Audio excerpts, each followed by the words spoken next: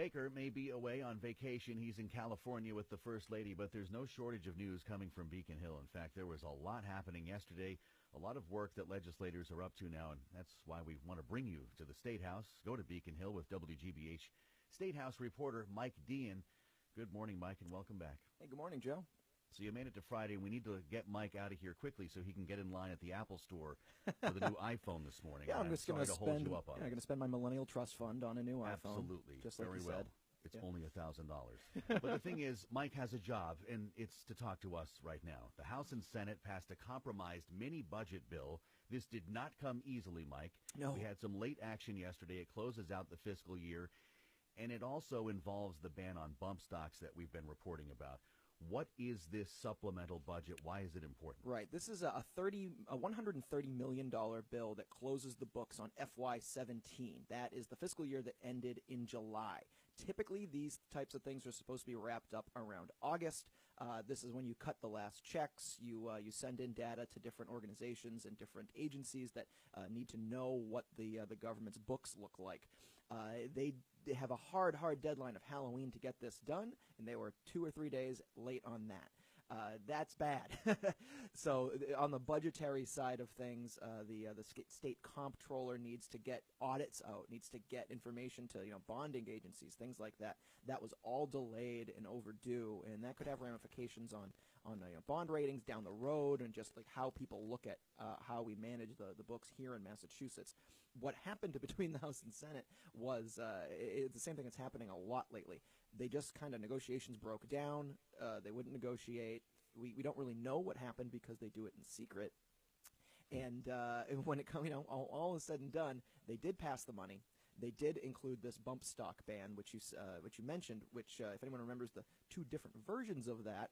This was the Senate version, which was more favored by Republicans and some gun rights advocates here in Massachusetts. How come this took so long? The back and forth, the political wrangling between the House and the Senate. What's happening here, Mike? Well, again, they negotiate in secret, so you don't really know. What I can tell you is what happened all this week after that deadline approached and then went is that the Senate blamed the House for pulling out of negotiations at the last minute. The House says that the Senate wouldn't add funding for a youth violence program, and of course the Senate denies that they wouldn't advance that funding for the youth violence program. The only thing that we can actually look for record, for answers here is, what happened in the light of day and what has happened over the last couple of years. Again, the House will tell you that this kind of thing didn't happen until Stan Rosenberg became Senate President. And most observers would say that the new House Ways and Means Chair, Jeff Sanchez, on the other side, he's being far more aggressive, asserting the House's priorities, like that youth violence funding. So, when it comes down to it, they do end up with a deal, but it looks like there's a lot of action behind the scenes between Democrats, between the House and the Senate. The best part is we're talking about people in the same political party. In Massachusetts. Lastly here, in Massachusetts, Mike, before we wrap up, just on the bump stocks, Governor Baker has suggested he will sign that, right?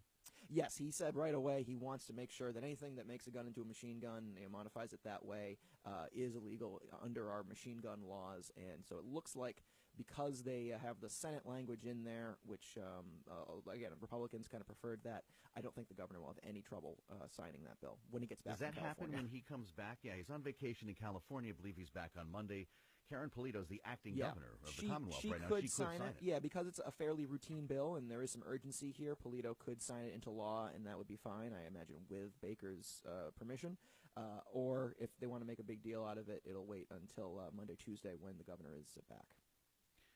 Lastly, the Massachusetts Senate, with some quick action last evening as well, with regard to services to victims of sexual violence. Can you tell us quickly about that, Mike? Yeah, that's on campus. Basically, what the Senate wants to do is mandate colleges and universities have certain parameters for how sexual violence is dealt with. That means training and also services on and off campus. That's something that the Senate has now passed 2 or 3 times. It hasn't come up in the House yet, so look for potentially Bob DeLeo in the House taking that up in 2018.